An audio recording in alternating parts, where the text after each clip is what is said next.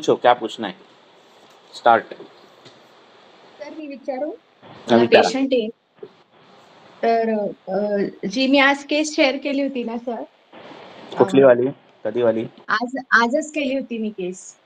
सकाळचं का आत्ताचं काही टाकलंय? सकाळचं त्याच पेशंटचं हे त्वचाचं आहे. हा. तिला ते स्किनचं ते हे केलेलं लायकन प्लॅनस, पण आपल्यानुसार ते वात कफ जस्ट पुसते कारण तिला खूपच कंडू असतो. हा. आता तर 60% बेटर आहे पेशंट म्हणते, हा. कारण तिचा सगळं क्लेदकरच आहार होता. हा. जो काही होता तो विरुद्धान्न, प्रोटीन शेक, खाकरा वगैरे हे हा. सगळं ते पर्युषितच खायची. ते कधी ताजं जेवण खातच नव्हती पेशंट. हा. रोज अंड खाणार, रात्री चिकन खाणार हम्म. आणि वीकेंडला चायनीज वगैरे खाणार. पुढे हे झालं.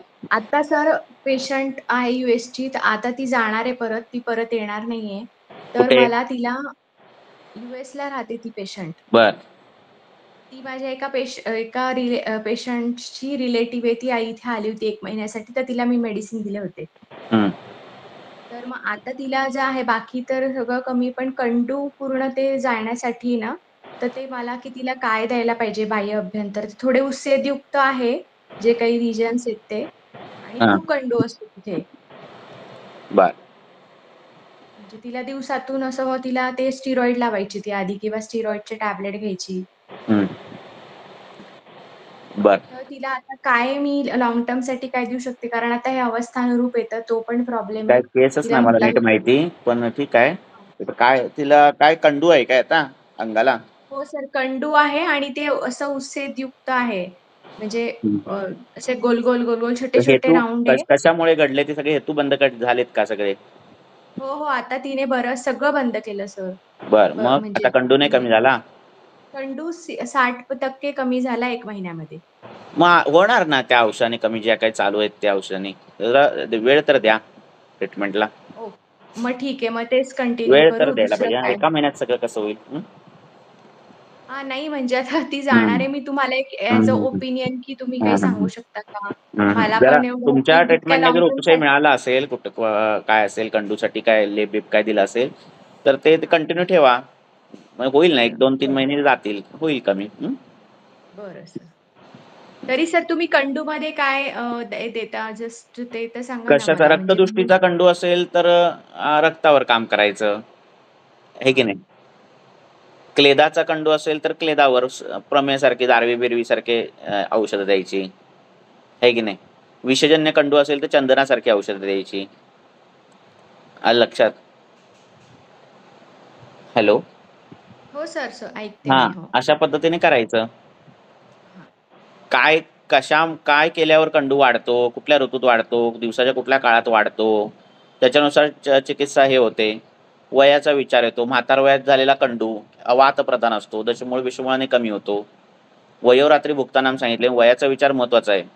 तरुण वयातला पीक एजला असेल, म्हातार वयातल्या पीक एजला असेल, तर वयाचा पहिला विचार केला गेला पाहिजे. असे विचार करून कंडूचा विचार करतो म्हणजे मी. कळालं काय? हो सर. ठीक तो आहे सर. Thank you. कंडू कुठल्या काळात वाढतो ते बघा. काय टिपिकली खाल्ल्यावर कमी होतो किंवा वाढतो ते बघा. त्याच्यानुसार गुणांचा विचार करून ते द्रव्य निवडून द्यायचं. लक्षात आलं काय? तो केस कसली आहे? कुष्ठाची केस आहे काय? सर तिला सगळंच आहे. कुष्ठाची केस आहे, पण तिचे थायरॉइड पण काढलंय. पास्ट हिस्ट्रीमध्ये तिला हायपरटेन्शन पण आहे. नी रिप्लेसमेंट झालीये. बर. आणि ते जे तिचं डोळा बंद होतोय ते वॅगस नर्व्ह स्पाझम आहे तिला. हे बर. सगळंच आहे सर, आणि खूप क्रॉनिक आहे हे जे कंडूचं, तर तिला मला वाटतं मग 14-15 क्रॉनिक आहे तर वर्षापासून. थोडा वेळ लागेल जरा. पथ्य पालन करायला सांगा रेग्युलर. हां, हो, हो. जुनं झालं असेल तर थोडा वेळ लागेल. वय किती आहे तिचं? 76. 76, 76. हो. मग वाताचा पण थोडा विचार करायचा. दशमूळ बिशमूळ द्यायचं. 70च्या वरच्या पेशंटला दशमूळ बिशमूळ चालू ठेवायचं. आलं का हो, लक्षात? हो. वयाचा रोल जास्त असतो. म्हणून वयो रात्री भुक्तानाम. रात्री वयो भुक्तानाम नाही, भुक्तो वयो रात्री असा नाही श्लोक ना. वयाचा विचार हं. महत्त्वाचा असतो. हो. लहान मुलांमध्ये होणाऱ्या विकारांचा मध्ये कफाचा विचार करायचाच करायचा. तरुण वयामध्ये पित्ताचा करायचाच करायचा. आणि म्हातार वयामध्ये वाताचा करायचाच करायचा.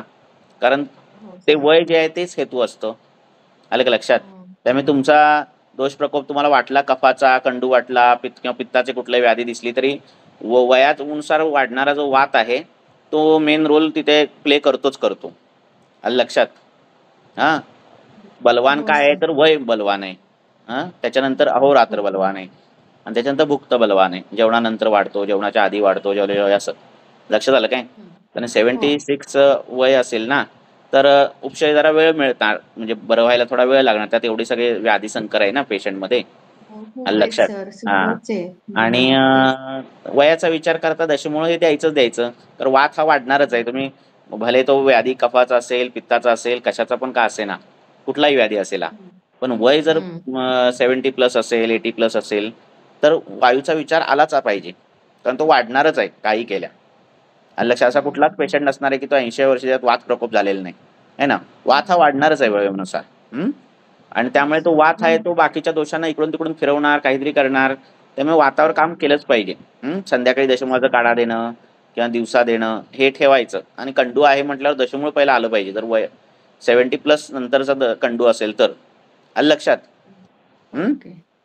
असं सर कंडू करायचं. तिचं 15-20 वर्षापासून आहे तिच्या आहारामुळे. मग तेच की ते आहार-विहार तर बिघडलेला असणारच आहे. आणि वयाचा विचार करता काय होतं, पटकन रिकव्हरी येत नाही. जर एवढा आहार-विहार चुकीचा असेल, किती दोष हे झालेले असतील, त्याचे वैगुण्य किती झालेलं असेल, स्थानात किती ते संशयित झालेले असतील, लीनता किती आलेली असेल, खूप जीर्ण अवस्था असते. लगेच नाही होणार जीर्ण महिना 2 अवस्था आहे. महिन्यात. हां, तेच सर.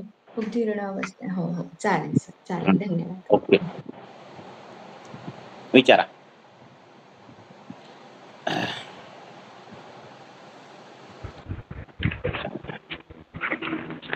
हॅलो सर, विचारू सर? विचारा. सर पक्षाघाताची केस आहे सर. फक्त 39 वर्ष आहे कुठली? सर. कशाची केस 39 आहे? वर्ष. 39 वर्ष वय सर. 39 वय. कशाची केस आहे? हां. पक्षाघात सर. पक्षाघात झालाय सर. त्याला बरं. जुलै महिन्यात सर 6-7 वाजता झालं सर. इव्हिनिंग टाइमला. 39 फिमेल आहे का? नाही सर, मेल मेल. हां. सर पक्षाघात त्याला जुलै महिन्यामध्ये 6-7 वाजता झालं सर. हं. आणि लेफ्ट साईडचा आहे सर. हं? लेफ्ट साईडला. लेफ्ट साइडला. हस्तपाद चिमचिमा आहे सर. हां. आणि सर त्यांना डावी साईड हे थंडी असते सर, त्याला थंड वाटतं. आणि हं. उजवी साईड थोडं गरम वाटतं सर. हां. सर हस्तपाद चिमचिमा आहे, दाह पण आहे, अनियमित मलप्रवृत्ती आहे, दाह कुठे साममल आहे? आहे. दाह सर उजव्या साईडला आहे सर. आणि डाव्या साईडला जे झालेलं आहे पक्षाघात, तिथं थंड वाटतं सर त्याला. डाव्या साइडला थंड वाटतंय. थंड आणि वाटतं. उजव्या अनियमित साइडला? मलप्रवृत्ती आहे. उजव्या उजव्या साइडला काय साईडला वाटतं? तर थोडं गरम वाटतं सर थोडं. गरम वाटतं. हा. हे अनियमित मलप्रवृत्ती. कधी-कधी वाटतं, कधी-कधी नाही पण वाटत ना उजव्या साइडला? हो हो सर. हां. हो सर. हो. हं. दुसरं सर साममल प्रवृत्ती आहे, भूक लागत नाही. हं. स्वेदाधिक्य आहे, स्वेद पण थोडं जास्त येतो त्याला. हं. अं, अनिद्रा आहे. स्वेद येतो आणि कधी-कधी येत पण नाही. हो हो हो सर. हं. उन्हाळ्यात जास्त स्वेद येतो सर. हं. अंगमर्द, आलस्य, थोडं रसक्षयाची लक्षणं पण आहेत सर. हं. कधी कधी सर त्याला लघवी पण कंट्रोल होत नाही. बरं. सर त्याचा हेतू मी सर शोधले सर. तर सर चिंता हे प्रामुख्याने आढळलं सर. चिंता आणि सर काही त्याच्यावर 8 ते 10 कोर्ट केसेस पण होत्या सर. हं. उर्धक रक्तपित्त आहे सर. नाकातून त्याला घुणा फुटायचा लहानपणी.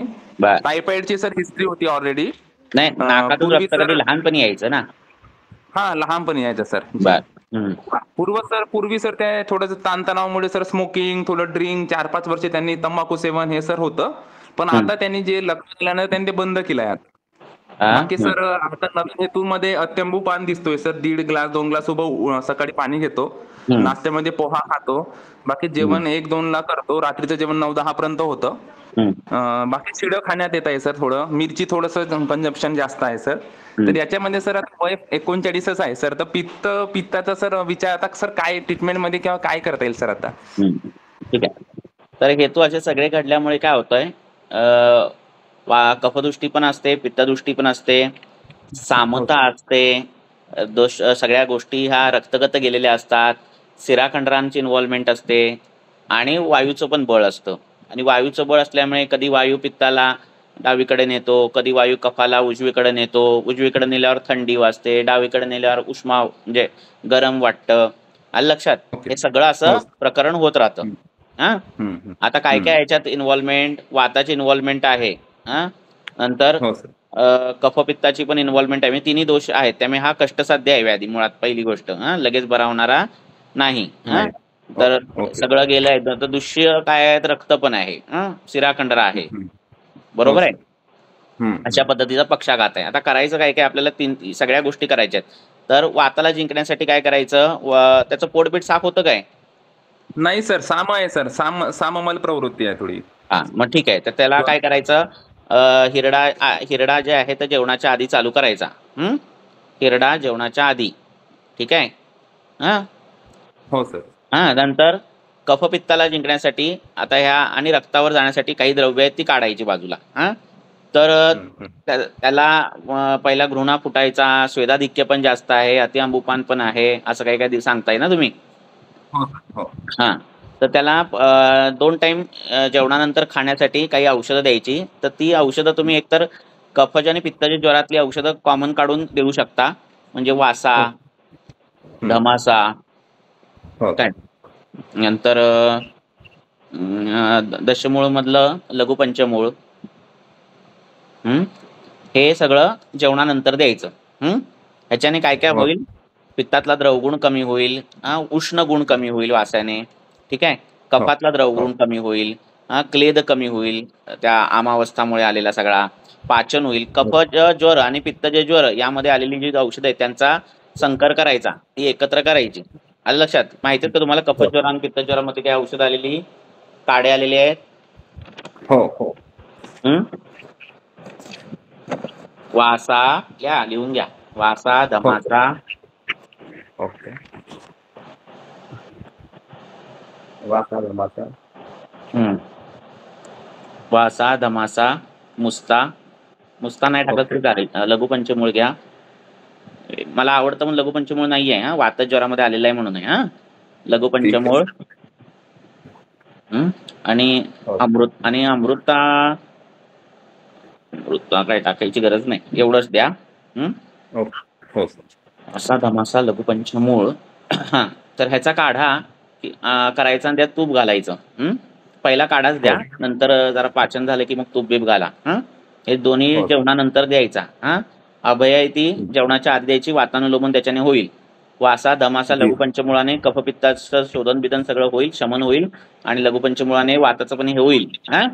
हे पहिला चालू करा आणि काही दिवसांनी त्याची जीभ बीप बघून काय करायचं, त्याला अभ्यंग करायचं. अभ्यंगासाठी कुठलं तेल वापरणार? बला तेल किंवा चंदन बला तेल वापरा, चंदन बला तेल वापरा. नाहीतर अर्धितामध्ये आलेली तेल आहेत, तर त्यापैकी तेल कुठलीही वापरा.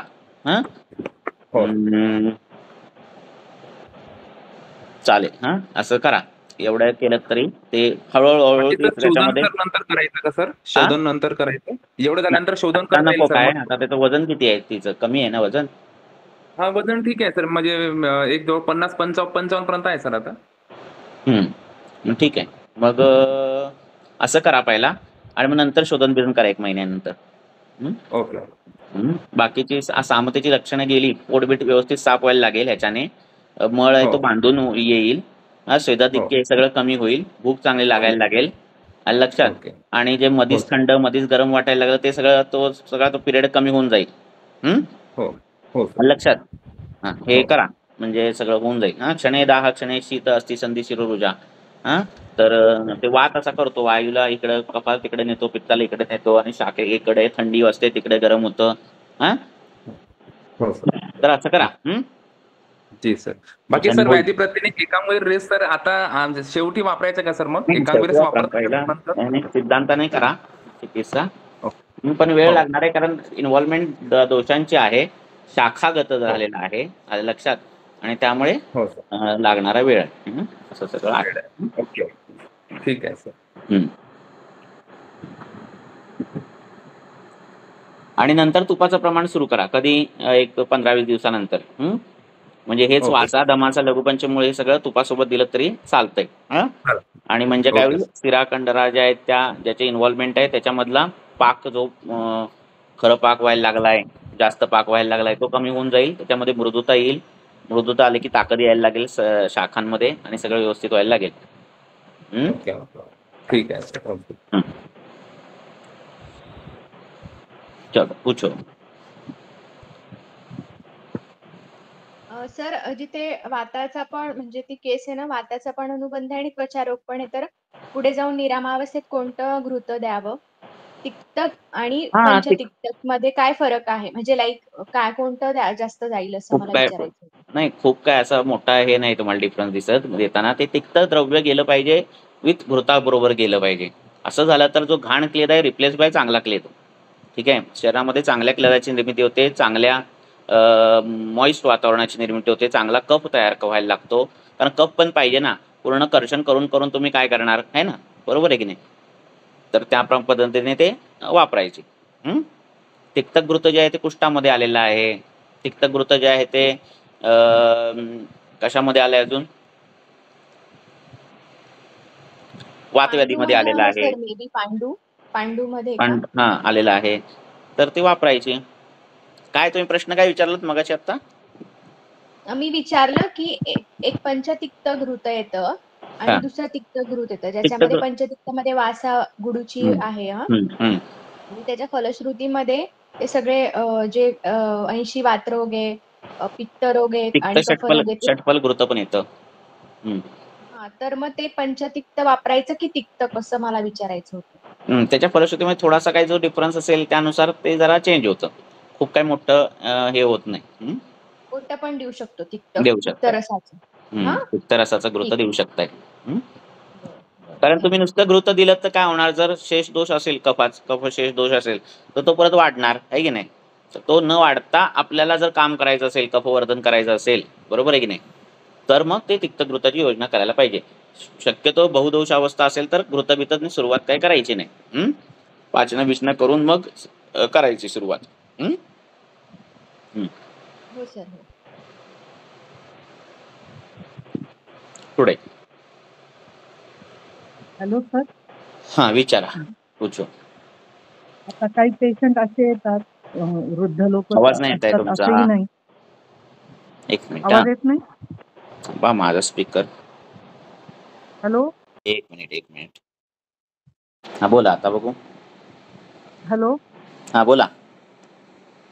आवाज येतो. हा येतोय, बोला. सर म्हणजे काही असे प्रौढ किंवा वृद्ध लोकच असतात असं नाही, पण त्यांना असं ते काहीतरी विरेचक घेतल्याशिवाय, अनुलोमक घेतल्याशिवाय मोशन टॉयलेटला होतच नसते आणि मग आता ते त्याची एवढी सवय होऊन जाते की ते घेतलं नाही तर होतच नाही आणि मग ते अस्वस्थ होते. तर अशा लोकांना आपण काय हे त्यांना पहिला करायचं सांगायचं की पोटातून ते डोकं काढा आणि डोक्यातून पोट काढा म्हणायचं, पहिली गोष्ट. सडकून साफ झालं म्हणजे चांगलं झालं असं नव्हे. मळ तुमच्या आतड्यात राहणं पण गरजेचं आहे दिवसभर, कारण त्याचं पण काम आहे. अवष्टंभ निलानल धारणही शक्रुत असं त्यांना सांगायचं. जर मळच काढून द्यायला असेल तर छोटंसं आतडं देवान निर्माण केलं असतं 1 फुटाचं, खाल्लं मळ झाला फेकलं असं नाहीये. तो पण तिथे फिरत बसतो खूप काळ, आहे की नाही, तसं त्यांना सांगायचं. आणि पोट साफ झालं तुमचं झाल्याची फिलिंग येते पण अशक्तपणा यायला लागतो. त्यामुळे तसं करणं चुकीचं आहे हे पण त्यांना सांगायचं. जे काही पोट साफ करायचं असेल वय वर्ष 60-70 नंतर ते एरंडेल तेलाने करायचं. कारण वातव्याधीमध्ये नित्य सेवनासाठी एरंडेल तेल दुधाबरोबर घ्यायला सांगितलेलं आहे. तर त्याच्याने पोट साफ झालं तर वात पण कमी होतो, कृमी पण जातात, आतड्याची गती पण सुधारते. जे काय होतात ते फायदे होतात. वृक्ष चूर्ण बिर्ण देऊन पोट साफ करण्यात काय फायदा नाही ॲट द एज ऑफ 70-60+. असं त्यांना सांगायचं. आणि सतत डोक्यात त्याचा विचार करायचा नाही, कारण अग्नी बंद झालेला असतो, खाणं कमी झालेलं असतं, मळाची मात्रा कमी झालेला असतो, मलक्षय झालेला असतो, तेवढे वेग येत नाहीत. अशा सगळ्या गोष्टी असतात, हे त्यांना नीट समजावून सांगायचं. आलं लक्षात.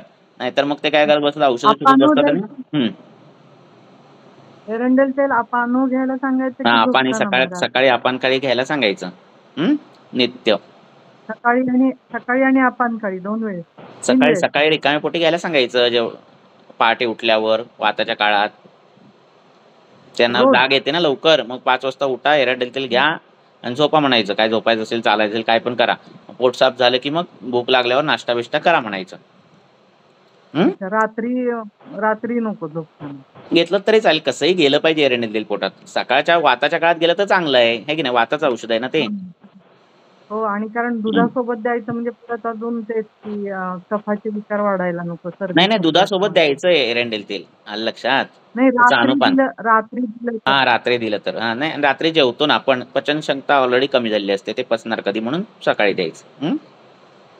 ओके. आणि लहान मुलांमध्ये पण जर समजा असं असेल तर एक पेशंट आहे हा एरंडेल 4 तेलाचं बोट वर्षाची चाटवायचं मुलगी ना, आहे. काय नाही होत लहान मुलाला, बोट ती चाटवलं तरी चालतं ते 4 बोट. वर्षाची मुलगी आहे. हम्म तर तिची हिस्ट्री अशी आहे की ती प्रीमॅच्युअर जन्मली होती हम्म आणि 6-7 दिवस तिला मोशन झालंच नव्हतं.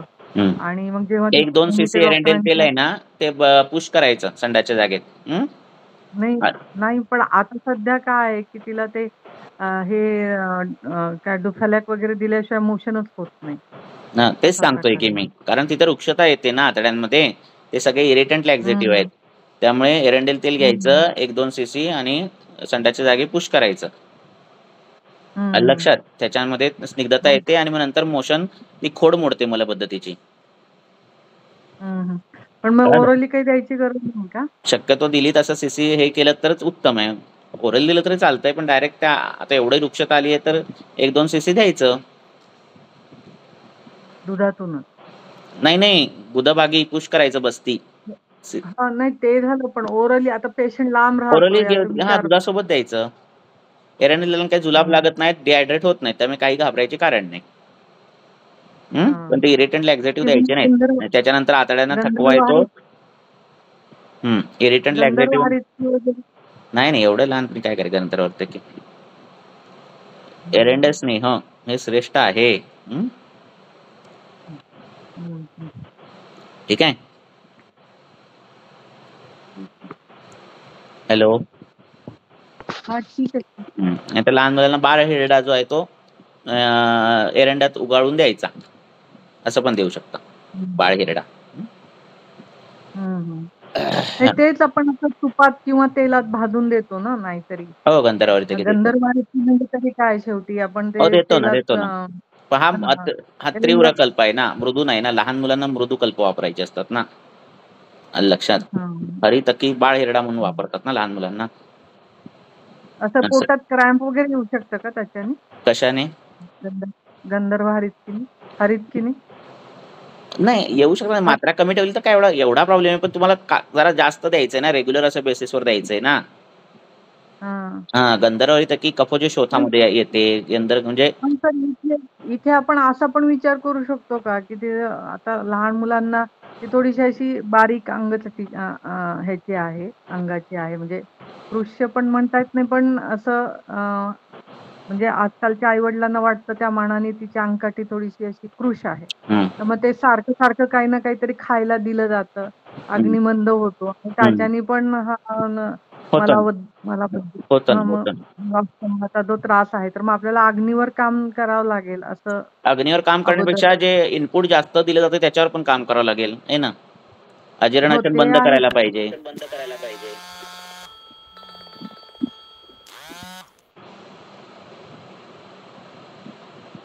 ठीक आहे.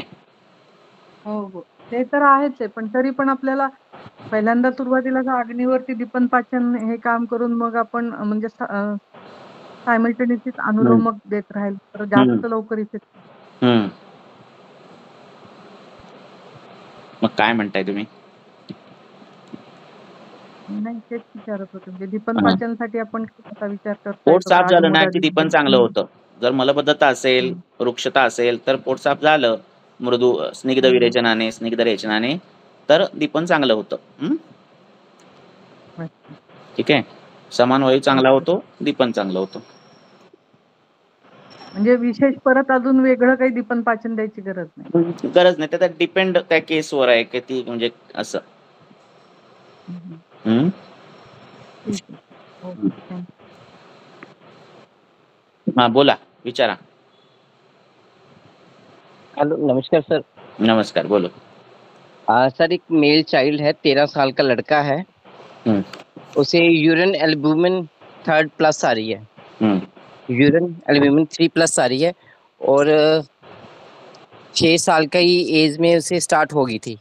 और हं, जब उसे लक्षण आए थे, उसे फेस पे शोथ, पैरों पे पिंडी पैरों पे शो ही था और डॉक्टर को दिखाया उन्होंने, किडनी वाले को, नेफ्रोलॉजिस्ट को, तो उन्होंने प्रेडनिसोलोन 6 साल कंटिन्यू दिया उन्होंने, 6 साल 6 कंटिन्यू दिया। साल फिर डॉक्टर साहब ने लगातार दिया और फिर डॉक्टर साहब ने 1 मंथ के लिए विड्रॉल करने को बोला, तो 1 मंथ विड्रॉल किया तो उसे फिर यूरिन एल्बुमिन स्टार्ट फिर हो गया। अभी उसे यूरिन एल्बुमिन 3rd+ आ रहा है और फिर अभी वो मेडिसिन तो उनकी बंद है, तो अभी आयुर्वेदा में क्या विचार करें, कैसे करें? नहीं, कुछ तो कर ही नहीं उसको जो सकते। यूरिन एल्बुमिन नाम की कोई चीज ही नहीं है और उस पर कुछ भी निदान हम कर नहीं सकते। वो केस पहले ओके ही सर। तुम्हारे पास आनी चाहिए थी। अभी 13 साल वो प्रेडनिसोलोन और ये सब कुछ दिया है उन्होंने, बराबर है। अब पूरी इम्यूनिटी 6 कम। साल दिया, 6 साल, हाँ, कितने साल? 6 साल। 6 ईयर दिया। हाँ, तो 13 साल के बच्चा को 6 साल देना मीन्स बहुत बड़ी बात है ना, ठीक है ना। हाँ जी सर। अभी उस दवाई के भी साइड इफेक्ट रहेंगे और केस बहुत क्रिटिकल भी हो सकती है। ऐसे कुछ भी गाइडलाइन नहीं बोल सकते हम ट्रीटमेंट में। हाँ, वो केस ओके। किस प्रकार की थी और आयुर्वेद से निदान क्या होता था ये पहले देखना चाहिए। यूरिन एल्बुमिन दिख रहा है, इसका मतलब कफ दोष है, वो आगंतु दोष है और वो अपन कक्षा में गया, ऐसा निदान करना भी गलत होगा क्योंकि एल्बुमिन हमें मालूम ही नहीं है, ठीक है ना। तो वो केस कैसी है वो देखनी चाहिए, हाँ, आयुर्वेदिक तरीके से। ठीक है। ओके उसके हाँ, जी, अभी 13 साल थैंक दिए दवाई, 5 साल दवाई दिए, तो अभी क्या वो कर सकते? कुछ भी नहीं कर सकते। आयुर्वेद निदान होना चाहिए, संप्राप्ति मुझे भी लगनी चाहिए, तभी मैं कुछ भी बता सकता हूँ। ठीक है। सर उसकी हाँ, हाँ, जीवन ज्वर की संप्राप्ति लगती है क्योंकि उसको नहीं लगने का, बचपन से जब लगने का छोटा। नहीं है, बच्चा है, छोटा है ना। मैं कुछ बोलूंगा आप कुछ दोगे और ऐसा नहीं होना चाहिए। ओके सर, ओके, ठीक, थैंक यू सर। हाँ, पूछो। सर एक शीत पित्त की पेशेंट है, उसको मतलब शोधन के लिए घृतपान स्टार्ट करना है, बट क्या है? अभी उसको मतलब भूख बहुत, शोधन के लिए घृतपान स्टार्ट करवाना है, हाँ, लाइक वमन या विरेचन के लिए घृतपान, बट अभी उसको भूख अच्छी लगती है, ज्यादा लगती है, और बट उसको कॉन्स्टिपेशन, वो भी रुक्षता की वजह से, स्निग्धांश, क्योंकि वो फीड हाँ। करती है बेबी को। तो अभी मुझे पाचन देने की जरूरत है या डायरेक्ट घृतपान स्टार्ट कर दूं? नहीं, अभी सामावस्था है क्या?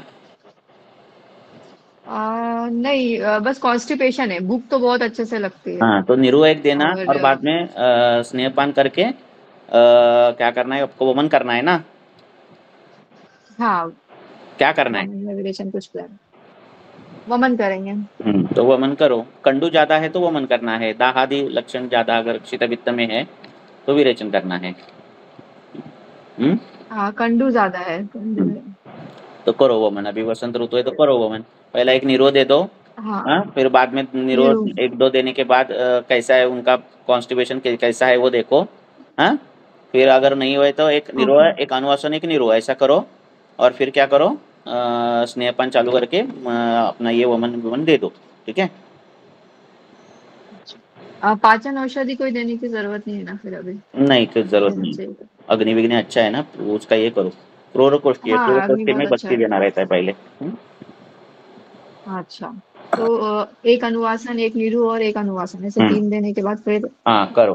डायरेक्ट फिर घृतपान स्टार्ट हाँ, कर फिर दूं? 1 दिन 2 दिन गैप दे दो और फिर स्नेहपान का चालू। अभी अग्नि अच्छा। अच्छा है तो और अच्छा हो जाएगा। बड़े मात्रा में जो है स्नेहपान करो। 3-4 दिन में ये हो जाएगा वो। और फिर क्या कर दो, हम्म, जो करना है वो करो। हम्म ओके सर। हम्म। और सर मिनिमम, अगर ये वमन के पहले मिनिमम कितने डेज अभ्यंग शोधन करना चाहिए कैसा है स्नेहन पेशेंट शोधन को? जो हम करते हैं ना, वो क्या करते हैं, शाखा के दोष कोष्ठ में लाते हैं। तो जब जब हम्म। आप पी रहे हो और 2-3 दिन, 3-3 दिन, 4-4 दिन हमने कराया तो अच्छी बात है। जितने आएंगे दोष हम्म। कोष्ठ में उतना अच्छी बात है ना। ठीक है ना। हम्म। तो वमन के दिन भी हम हाँ। स्नेहन शोधन करते हैं उस दिन, जिस दिन वमन करना है। यस। ऐसा ही। यस। ओके। क्योंकि बाद में और शेष सर दोष वो रहेंगे तो फिर संशोधन कर्म में आपको हैंडल करना ही पड़ेगा ना। तो जितने कम रहेंगे उतना अच्छा है हाँ। शेष दोष। हम्म हम्म। हाँ, और वो वमन के लिए मतलब घृतपान से सीधी लक्षण के बाद एक दिन गैप देना जरूरी है या डायरेक्टली नेक्स्ट डे नहीं, कर कुछ सकते जरूरत हैं? नहीं। रात को डायरेक्ट उपले नेक्स्ट से डे अगर कर आहार सकते हैं? लेना है, सुबह वमन के लिए बुलाना है। हम्म हाँ जिस सुबह, दिन मतलब जैसे आज स्नेह सिद्धि लक्षण दिखा तो आज रात को ही दे सकती हूँ हाँ फ्रेश अगर फलाहार और अगर नेक्स्ट डे मॉर्निंग में। हाँ तो उत्क्लेश विश्लेष दिख रहा है, ऐसा कुछ दिख रहा है तो एक दिन में ही स्नेहन स्वेदन होकर दूसरे दिन वमन कर सकते हैं। तो अच्छा वो एक दिन स्नेहन प्रॉपर स्वेदन एक देना, दिन। एक दिन घृतपान पीने के लिए देना, हाँ शाम को उसको स्नेहन स्वेदन हम्म के लिए बुलाना। अगर वो हम्म दूसरे दिन बोल रहा है कि मुझे उल्टी जैसा है महसूस हो रहा है, घृत में पी नहीं पा रहा हम्म हूँ, ऐसा कुछ उसको महसूस हो रहा है, तो दूसरे हम्म दिन स्नेहन स्वेदन करना, हम्म मीन्स अभ्यंग और स्वेदन करना और वमन प्लान करना हो सकता है। Okay okay. है ना? तो वन डे गैप कंपलसरी नहीं है। नहीं है। ठीक ये ठीक है। सब आपके देखो दोष आने चाहिए कोष्ठ में, ठीक है ना?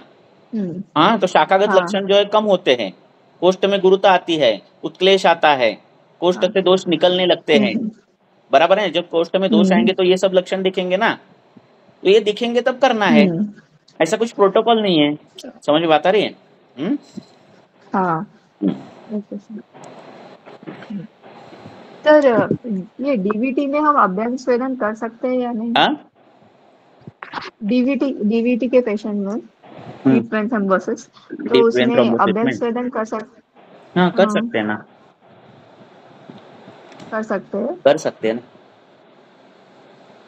अच्छा और सर इसमें मतलब वेरिकोज वेन्स और अभ्यंग डीवीटी ये में वात कैसे की क्या ट्रीटमेंट विचार? है, स्वेदन ये कफ की हम्म ट्रीटमेंट है, ठीक है? तो डीवीटी को कर सकते हैं क्या, वो हम्म नहीं बोलना। उसमें आरक्त वर्णता अगर है, हम्म उसमें दाह है तो नहीं कर सकते। समझ में बात आ रही है? आयुर्वेदीय निदान ये डीवीटी नहीं होता, हाँ आयुर्वेद निदान ये दोष के अनुसार होगा। अगर किसी को सेरेब्रल हम्म हेमोरेज है तो वो वातज है, पित्तज है, कफज है, ऐसे तीन में वापिस से डिवाइड होगा। अगर किसी को पैंक्रियाटिटिस है हम्म तो वो वातज है, पित्तज है, कफज है, इसमें डिवाइड होगा। हेतु कौन से है उससे डिवाइड होगा। समझ में बात आ रही है? ट्रीटमेंट डीवीटी को नहीं रहेगी, हम्म ट्रीटमेंट किसी को भी नहीं रहेगी, ट्रीटमेंट दोषों के अनुसार जाएगी, ट्रीटमेंट हेतुओं के अनुसार जाएगी। अगर उस डीवीटी में आरक्त वर्णता है, उस डीवीटी में दाह आदि लक्षण है, उस डीवीटी में हाथ लगाने के बाद उसको महसूस होता है कि उसका हाथ ठंडा है बाहर के व्यक्ति का, तो उसमें स्नेह स्वेदन नहीं करना रहता है, ठीक है? जिस डीवीटी में आपको लगता है कि नहीं वो जिसकी उसका जो पैर है वो कड़क हो गया है, हाँ उसमें स्तंभादि हम्म लक्षण ज्यादा है, तो उसमें स्वेदन चिकित्सा करनी है। जिस डीवीटी में लग रहा है कि स्तंभ ज्यादा है और शूल भी ज्यादा है, तो उसमें अभ्यंग और स्वेदन भी करना है। समझ में बात आ रही है? ओके हाँ तो हाँ स्तंभ की चिकित्सा क्या है, स्वेदन चिकित्सा है। हाँ शूल की चिकित्सा क्या है, हाँ अभ्यंग है, स्नेहन है। समझ में आ रही है? हम्म हाँ हम्म ऐसा है। हाँ रुक्ष की चिकित्सा क्या है, स्निग्ध है। शीत की चिकित्सा क्या है, उष्ण है। रुक्ष और शीत से वायु वृद्धि होती है, इसीलिए हम तेल लगाकर सेकते हैं, है ना? जब सिर्फ सिर्फ रुक्ष गुण से होगी तो क्या होगा, हम सिर्फ तेल लगाएंगे। जब जब शीत से होगी तब हम क्या करेंगे, स्वेदन करेंगे। समझ में बात आ रही है? ऐसा है। यस तो किसी भी सबको कि यस सर। एलोपैथी निदान कुछ भी हो, उसमें सिर्फ वापस से दोषों के अनुसार वातज पित्तज कफ जो है वो तीन निकालना निकालना, उसके आगे हमारा डायग्नोसिस आ जाएगा, हाँ हेतुओं के अनुसार। फिर वातज दिख रहे लक्षण, निदान कुछ भी हो एलोपैथी का, और वातज दिख रहा है और उसके हेतु भी वातज है, तो ट्रीटमेंट वात की करनी चाहिए, ठीक है ना? कोई भी हो, हाँ हम्म ऐसा। हम्म। सर वेरिकोज वेन्स में सर मतलब जलों का अवचरण अच्छा रहेगा या सिरावेद? अगर रक्त दुष्टि के कारण वेरिकोसिटी आई हो तो जलों का उच्चारण ठीक है, हम्म क्योंकि जलों का उच्चारण रक्त निकालना हम्म ये रक्त की चिकित्सा है, ठीक है ना? दूषित रक्त निकालते, पर यही वेरिकोसिटी अगर वायु के कारण हो गई हो, वायु वक्रीभूत क्रियते, वो शिराओं को वक्रीभूत करता है, ऐसा है तो चिकित्सा में अभ्यंग होना चाहिए, बंधन होना चाहिए। हाँ तो उसमें रक्तमोक्षण नहीं होना चाहिए, रक्तमोक्षण किया तो और वात प्रकोप होगा। हाँ तो क्या होना चाहिए, ये अच्छा होना चाहिए, ऐसा है। तो सर अगर अभी जैसे ज्यादा स्टैंडिंग से अगर होता है तो अभी उसको तो फिर वायु की वात में ही विकृति है, कंसिडर करेंगे? वायु ये है, तो अभ्यंग और बंधन होना चाहिए। बंधन अरे मतलब बैंडेज लेप लगा के लगाना, उसको हाँ मतलब लेप लगा के या प्लेन बैंडेज? क्या, बैंडेज लगाकर, जैसे बंधन चिकित्सा, बंध चिकित्सा, बैंडेज लगाना, है ना? हाँ फुकती है ना वो मतलब सिरा, प्लेन बैंडेज उसमें बांधना आकाश या लेप महाभूत कोई बढ़ता लेप है ना, लगा के? फुकती है आकाश महाभूत बढ़ता हाँ है ना? तो हमें आकाश महाभूत इतना भी नहीं हाँ बढ़ना चाहिए, है ना? तो बंध से क्या होगा, आकाश हाँ महाभूत कम हो जाएगा, वहां की जगह कम हो जाएगी, बराबर है ना? अच्छा, हम्म ओके। नॉर्मल अपना क्रेप बैंडेज वगैरह भी उनको बोल सकते हैं कि लगा के रखो, हम्म स्टॉकिंग्स हम्म पहनो ऐसे, हम्म ना? Okay, okay sir, thank you. हम्म आणि सर जलोका लावल्यानंतर जर कंडू पेशंटला सुरू झाला तर काय उपचार करता येईल? तो पेशंट आता कसा आहे, सार्वदेहिक जर दृष्टी जास्त असेल, सार्वदेहिक क्लेद खराब आहे, सार्वदेहिक क्लेद वृद्धी असेल, सार्वदेहिक रक्तदृष्टी असेल, असं असेल आणि तुम्ही स्थानिक जलोका उच्चारण केलं तर तिथं व्रण होणार आणि व्रणामध्ये व्रण झाला तर ख वैगुण्य निर्माण झाल्यावर तिथं काय होणार, तिथं वाढलेला दोष तिथे येणार आणि कंडू बिंडू असं पण येऊ शकतं. किंवा जळू जर विषारी असेल तर पण कंडू येऊ शकतो. म्हणजे दोन्ही प्रकारे येऊ शकतो. त्यामुळे कुठलंही स्थानिक जर रक्तमोक्षण करायचं असेल तर सार्वदेहिक नाही ना, ते हेतू तेवढ्या मोठ्या प्रमाणात नाहीत ना, आणि तसं असेल तर सार्वदेहिक पहिला विचार केला गेला पाहिजे. दोषांचा विचार करून पोटातून शमन औषधी जी काय असेल ती दिली पाहिजेत आणि मग जलोकावचरण केलं पाहिजे. स्थानिकच दृष्टी आहे, तेवढ्याच मर्यादित जागेपुरतं सगळं आहे, तर डायरेक्ट मग जलोकावचरण करायला काही हरकत नाही.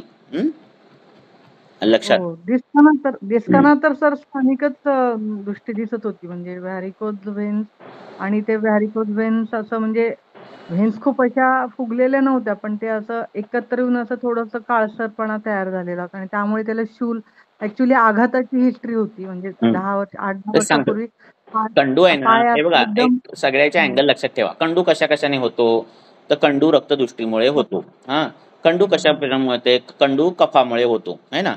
अजून कंडू कशामुळे होतो, तर कंडू विषामुळे होतो. अजून कंडू कशामुळे होतो, तर अजून कंडू कृमींमुळे होतो. तर हे सगळे कंडूंचे अँगल बघायचे आपण.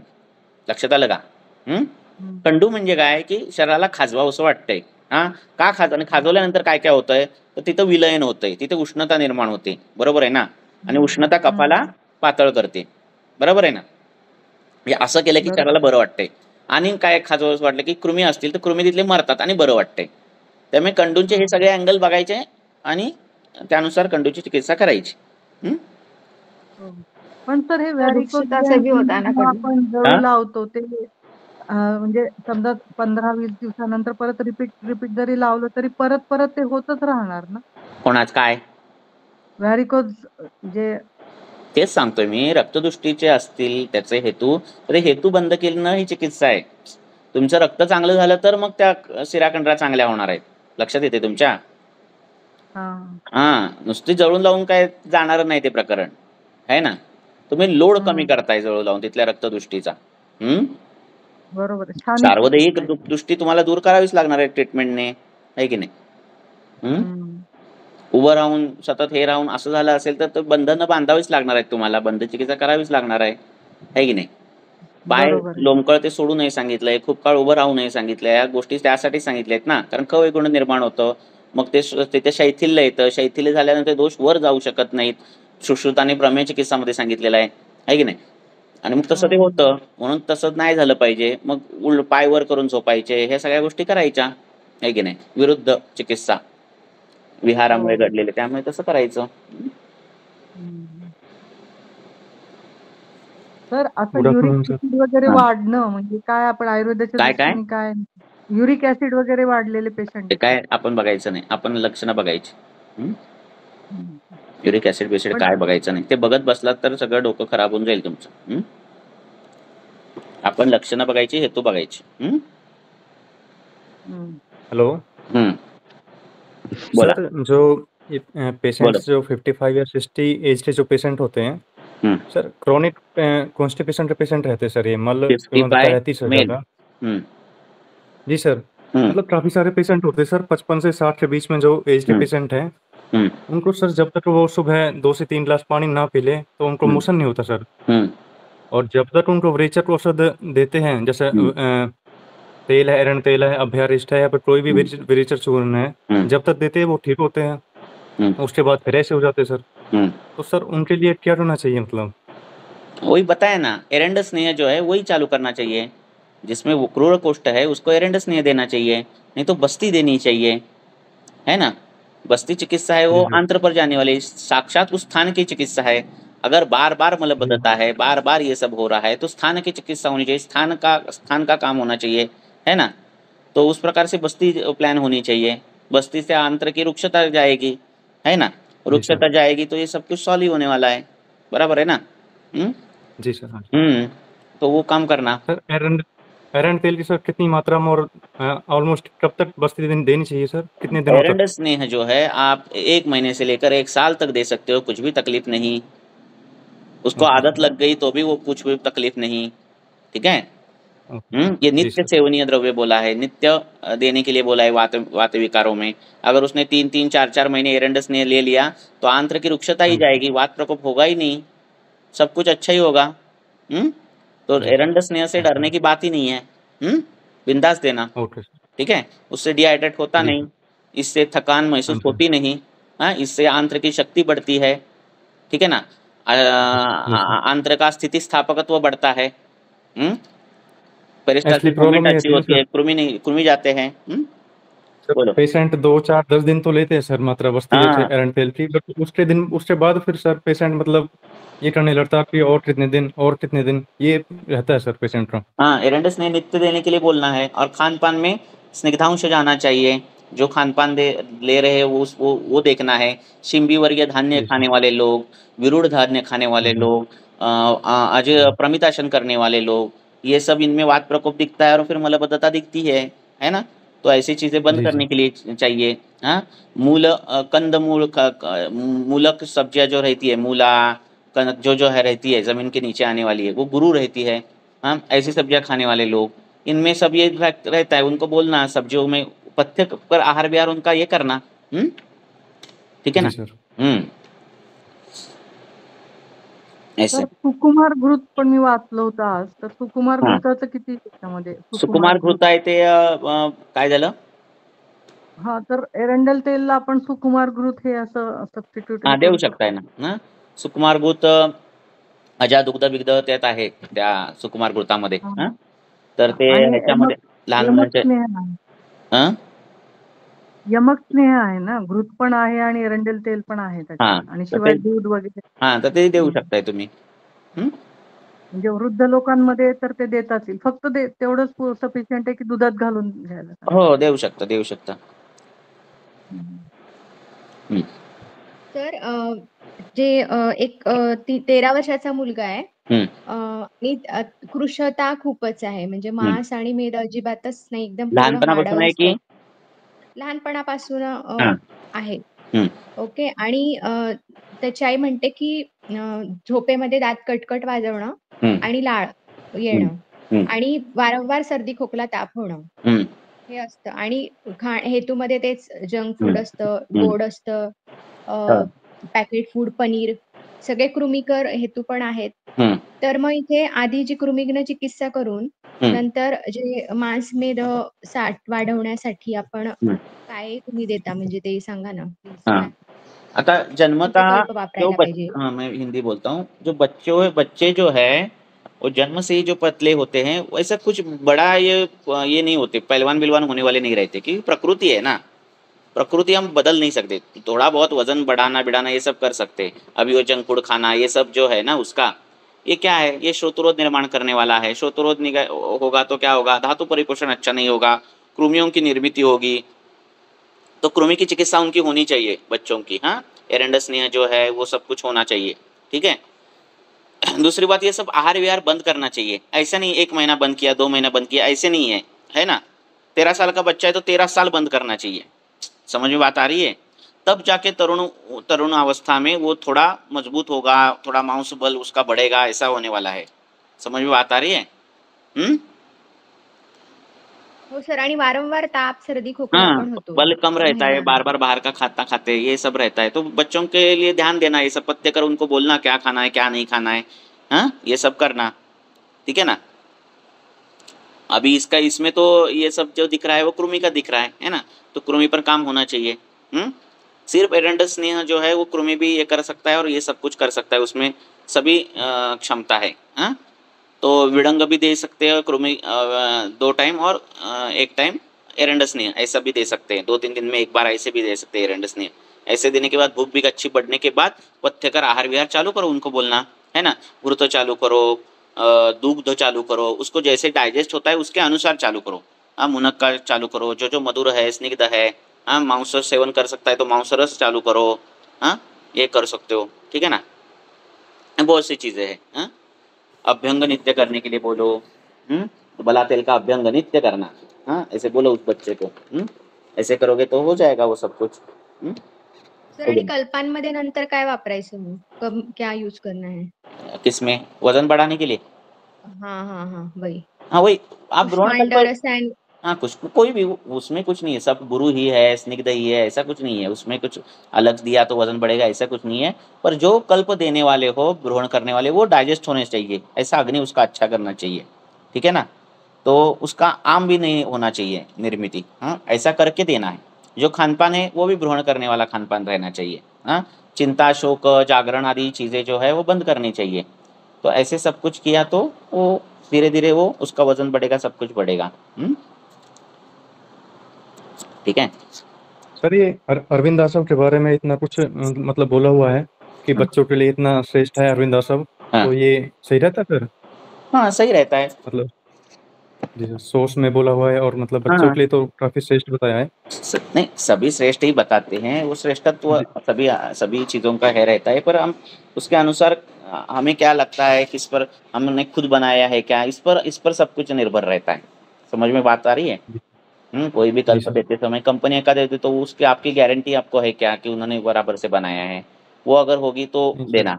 आपने देखा ही नहीं है उसने बनाते समय ऐसा कुछ, तो खुद के दवाइयाँ दे दो, है ना, जी सर। बराबर है ना। जी सर। अब सर ये वजन कैसे बढ़ाना आएगा? जो है वो कौन से अध्याय में आया है? वजन बढ़ाना किस अध्याय का अधिकरण है कि वजन? राजयक्ष्मा राजयक्ष्मा। तो राजयक्ष्मा के उस समय ये करना, और राजयक्ष्मा में क्या क्या आया है? मांस सर्पी आया है, तो मांस सर्पी जो है वो आप दे सकते हो बच्चों को, है ना।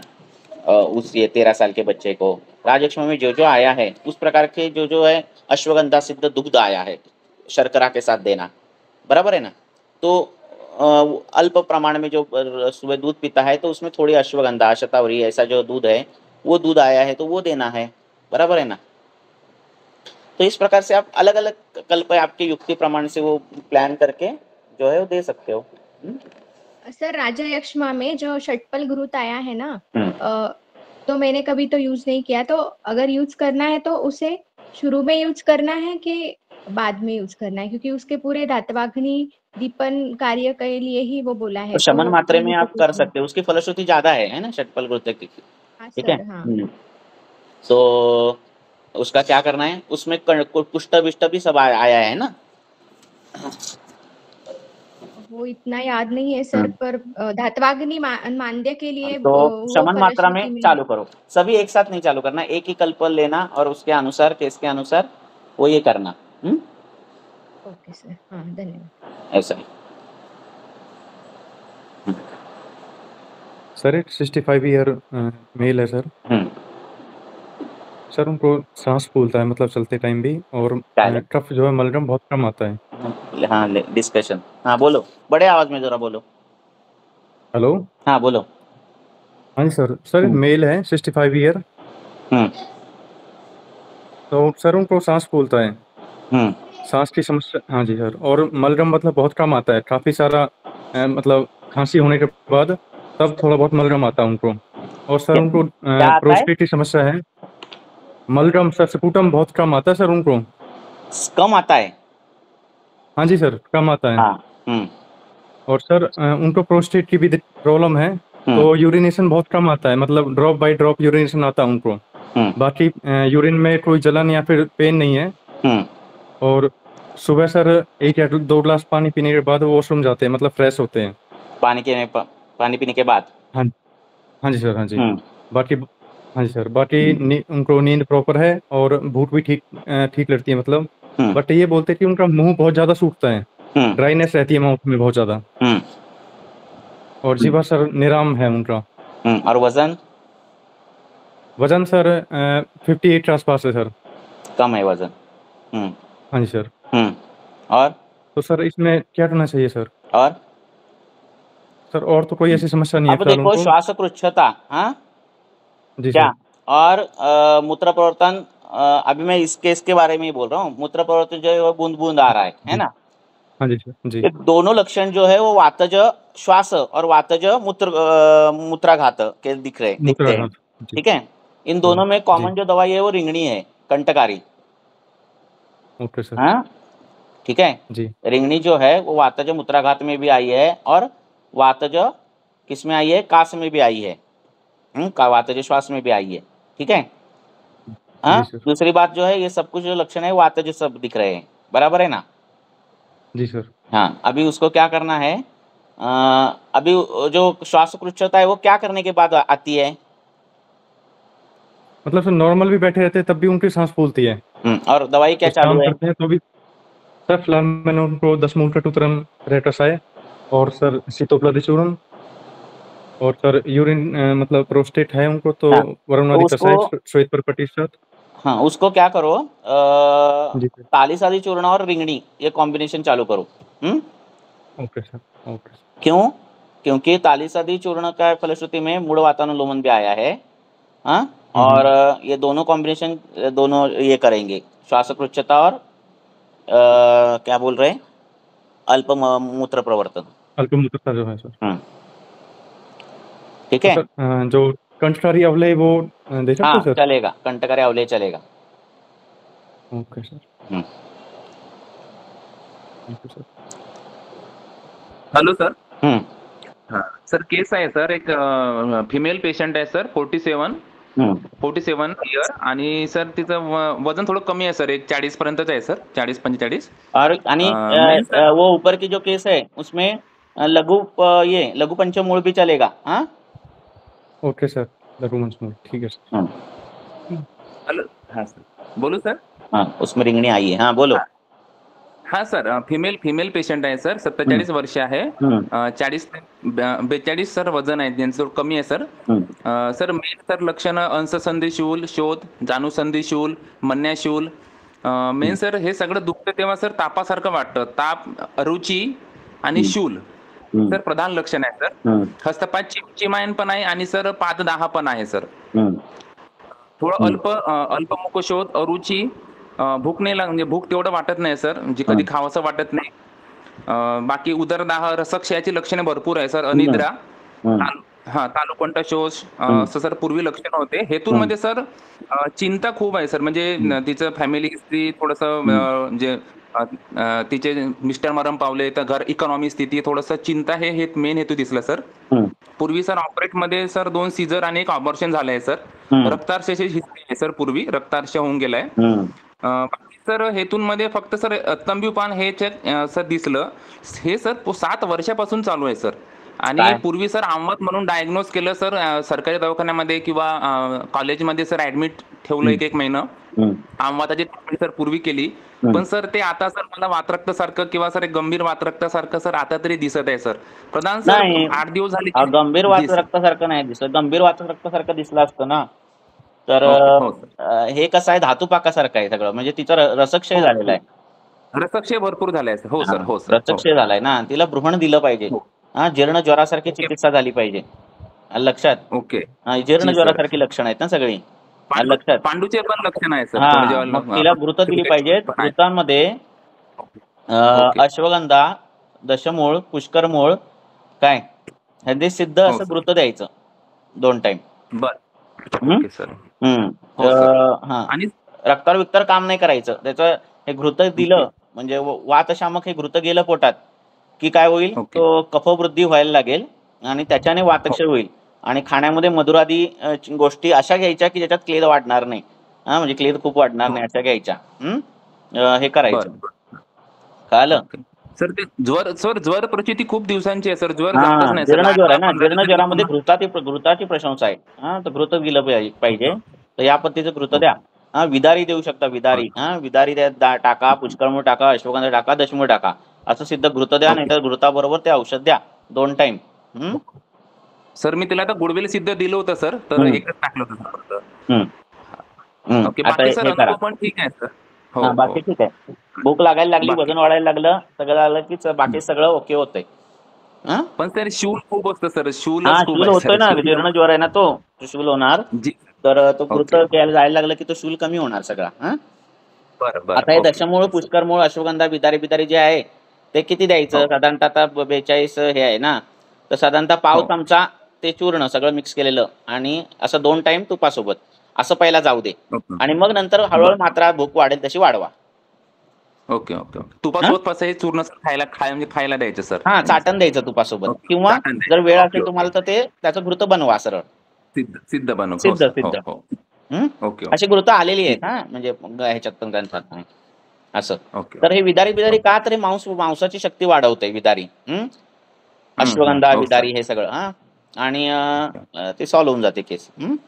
म्हणजे सर हे जीर्ण ज्वराकडे जाणारी केस आहे ना सर? जीर्णज्वराकडे ज्ञान जाणारी चुकलं केस सर आहे. माझ्या माझं खोटं. निदान कडकी असते निदान अंगाला, सर अंगात कडकी असते ना खूप, तर ते हो हो पित्त कर खातायत म्हणून रक्त पडतंय किंवा दाह नाहीये, रसक्षय झालेला आहे म्हणून दाह आहे की नाही?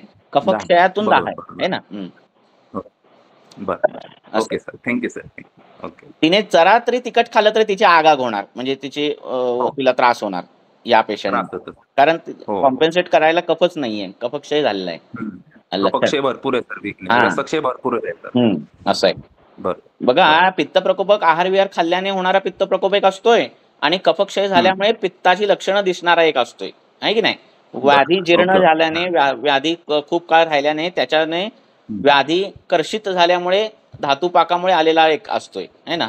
तर त्या पद्धतीचा जो जीर्णज्वर आहे त्या पद्धती ट्रीटमेंट करा, घृत गेलं पाहिजे. ओके जी सर. Okay okay. तर केस आहे. हाँ, आता ही घेऊया शेवटची केस. आज सर मैंने क्या 51 आज केसेस सबने मराठी में पूछे तो मैंने मराठी में जवाब दिए, अगली टाइम में मैं हिंदी में बोलूंगा. हाँ बोलो. 51 फीमेल आहे आणि वेट 56 kg आहे. तर त्या मुख्यतः माझ्याकडे कंप्लेंट घेऊन आले की त्यांचं HB आणि B112 हे सगळं नेहमीच कमी असतं. त्यांनी ॲलोपॅथी वगैरे सगळं ट्राय केलंय, पण थोड्या वेळापुरतं त्यांचं चांगलं होतं आणि जशी ट्रीटमेंट बंद केली परत डाऊन होऊन जातं. आणि घरात काम खूप असतं, कंटिन्युअसली उभं राहणं भरपूर आहे. मलमूत्र व्यवस्थित आहे, सकाळी उठल्या उठल्या व्यवस्थित मलविसर्जन होऊन जातं. दिवसातनं एकदाच होतं सकाळी. मलबद्धता वगैरे काही नाहीये, भूक चांगली लागते, काम भरपूर आहे. पण ते म्हणतात मला थकवा येतो आणि उभं राहण्यामुळे त्यांना व्हेरिकोज वेन्सचा हा 5 वर्षापासून खूप त्रास आहे. असे त्यांच्या सिरा पूर्ण वक्र झालेल्या आणि अशा काळसर रंगाच्या आहेत. तर व्हेरिकोजसाठी काही ट्रीटमेंट घेतलेली नाही. शूल खूप असतं, कधी कधी खूप काम झालं तर मग रात्रीचे व्हेरिकोज खूप दुखतात आणि तळपायांना चिरा पण आहे. ते म्हणतात कधी कधी जेवणाच्या वेळेला पित्ताचे काही हेतू नाहीत ना? जास्त नाहीये सर, फक्त ते म्हणले जेवणाच्या वेळा इकडे तिकडे झालं तर डोकं दुखतं. बाकी ठीक आहे, पित्ताचे काही हेतू नसतील ना, तर ही वाताची पेशंट आहे, तिला अभ्यंग नित्य गेलं पाहिजे, स्वेदन झालं पाहिजे नित्य, काम खूप आहे, मेनोपॉज झालेला आहे, वाताच्या वयात आलेली आहे, आलं लक्षात? रोज नित्य काम होतंय, आलं लक्षात? त्यामुळे त्या सिरा कंडराला वक्रीभूत करतोय वायू. तर चांगलं छानपैकी तिला जर स्नेहन स्वेदन बस्ती अशी जर करत असेल पेशंट तर छान करून द्या तिला. आणि ते झाल्यानंतर मग नित्य रोज अभ्यंग करूनच आंघोळ करायची, हे तिला कंपल्सरी सांगायचं. आणि अभ्यंगासाठी भ्रुवणारं बला तेल किंवा कुठलंही भ्रुवण करणारं धानवंतर तेल असं तेल द्यायचं आणि आंघोळ करायची. बिना अभ्यंग करता आंघोळ करायची नाही.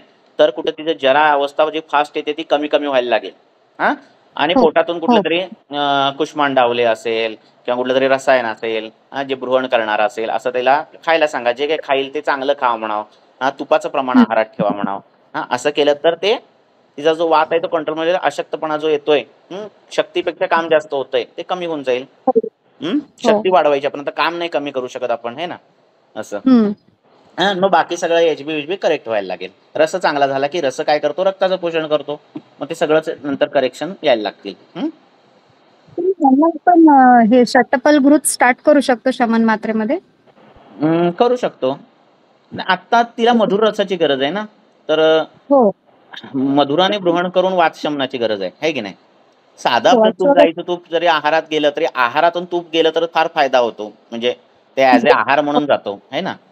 आणि नित्य अभ्यंग, तिला एक छान तेल बनवून द्या भ्रुवण करणारं, आणि ते रोज अभ्यंग करायचं, मग काय कामं करा म्हणावं, म्हणजे वात प्रकोप होत नाही. असं सांगायचं. जी बिना तुपाचं जेवायचंच नाही तिला सांगायचं. बिना गाईच्या तुपाचं जेवायचंच नाही. भात खाल्ला गाईच तूप पाहिजे, चपाती खाल्ली गाईच तूप पाहिजे, असं. आणि सर तुम्ही बंधन सांगितलं व्हेरिकोज वेनसाठी, तर ते कधी करायचं असतं? म्हणजे काम करताना व्हेरिकोज वेनसाठी जे पट्टा बांधायला क्रेप बँडेज करायच्या, तर कुठे पायाला आहेत का तिच्या? पायाला आहे, दोन्ही हा, तर गुडघ्यांच्या मागे. खालून वर असं अभ्यंग करायचं. चंदन बलाचं तेलाचं घ्या किंवा लाक्षादी तेल मिळतं त्याच्याने अभ्यंग करा. लाक्षा जे हां, आहे ते कफ, पित्त आणि रक्त या तिघांवरही जातं. हां. द्रवगुणाची वाढलेली पित्तदुष्टी हे कमी करतं लाक्षा. आलं लक्षात? हं. आणि हो. ते कमी करून हाडं मजबूत करतं, धारण क्षमता चांगली करतं रक्तवाहिन्यांची. आलं लक्षात? हो. विशेषाद व्यंगनाशनम असं त्याचे सगळे गुण आहेत. तर ते तुम्ही लाक्षादी तेल जे आहे तर ते त्याच्याने हं. अभ्यंग करून क्रेप बँडेज लावायची. साधारणतः 4-5 तास तरी ते ठेवायचे, नंतर रिमूव्ह करायची. ज्यावेळी ती उभी राहणार आहे, म्हणजे ज्यावेळी ते उभं राहण्याचं काम आहे त्यावेळी तरी लावायची. रात्री जरा पाय वर करून झोपायचं. ओके. आता म्हणजे पाय वर कामं करून करताना पाय वर लावायचं. करून झोपताना पायाखाली लोड बीड असलं काही घेण्याचा प्रयत्न नाही करायचा, नाहीतर ते असम परत शयन होऊन परत वादविकृती अशामध्ये जाईल.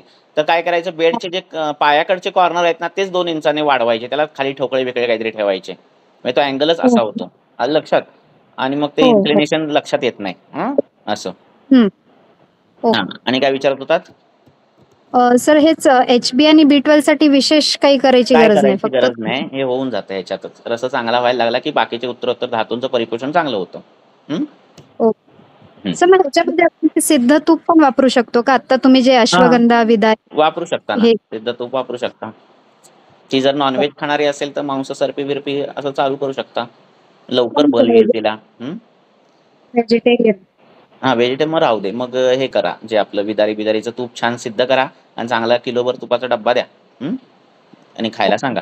सिद्ध तूप जर 2 टाइम घ्यायला लागलं श्रवण मात्रे तर काय आणि लवकर रिझल्ट मिळेल. तर वगैरे काही द्यायची आवश्यकता नाही ना? नाही, काही गरज नाही. होतंय ना, तिचं पोट साफ होतंय ना. रोज सकाळी व्यवस्थित एकदा मग काय उठल्या होऊन जातं. काय नाही, गरज नाही. ठीक. चालेल. थँक्यू. हॅलो सर, मला एकच विचारायचं होतं, हे व्हॅरिकोज वेगमध्ये सर सहचरादीचा गंडूश पण सांगितलाय. सांगितलंय. त्याचा किती उपयोग म्हणजे होतो ना, चांगला उपयोग होतो ना. सर सांगता, जमदानी सरांनी सांगितले की सहचराचा गंडूश करायचा, त्यामुळे ते हे होतं. मी वैयक्तिक कधी केलेला नाही. तर सरांनी सांगितलं तर होत असणार आहे, बरोबर आहे की नाही? तर सहचराचं तेल तुम्ही लावू शकता. मी अभ्यंग बंधन जास्त प्रमाणात, मोठ्या प्रमाणात जर ते लक्षणं वात रक्तासारखी असतील तर मग परिषेक हे सगळं करतो मी. गंडूश मी काही केलं नाही, कारण प्रॅक्टिकली बघायला गेलं तर किती वेळा तुम्ही ते गंडूश करणार आणि किती वेळा ते तेल, विषय तो 100 ml तेलाचा, बरोबर आहे ना?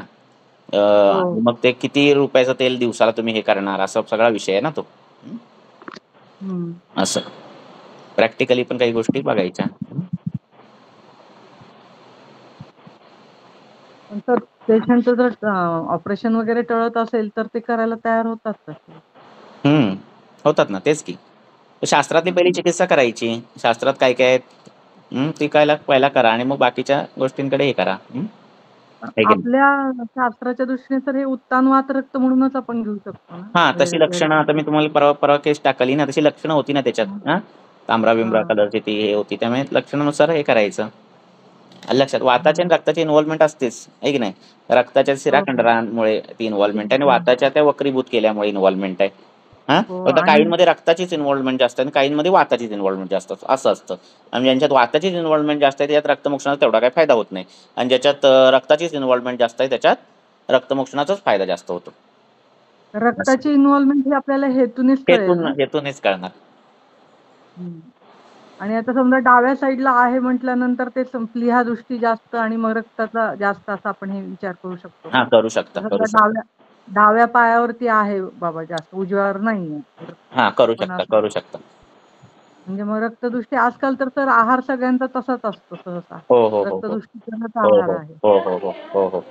मग आपल्याला म्हणजे रक्तमोक्षण हा एक त्याच्यावरती एक प्रभावी उपाय आपण म्हणू शकतो. हो, म्हणू शकतो.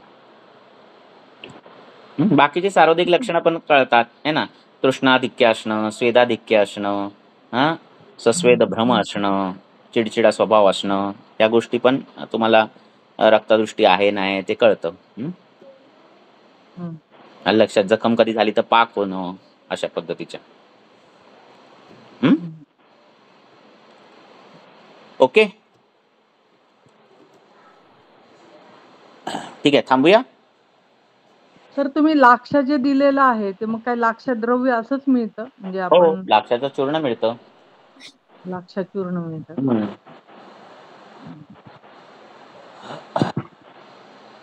ठीक आहे ठीक सर, आहे. थँक्यू. चलो.